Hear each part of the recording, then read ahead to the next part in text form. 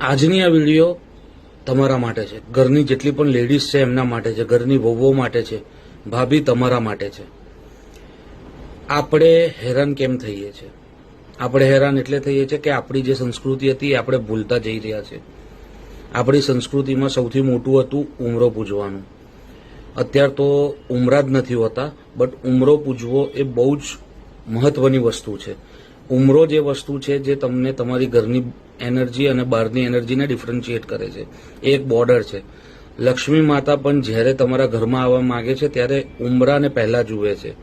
ઉમરો પૂજવો એટલે કશું rocket science નથી, કશી મોટી વાત નથી.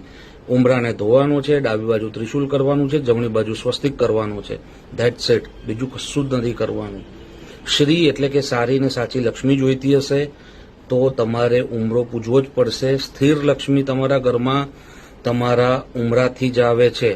તો આ વસ્તુનું ધ્યાન રાખવું અને આ બધાને શેર કરવો આ વિડીયો કે જે લોકો ઉમરો નથી પૂજતા. ધન્યવાદ.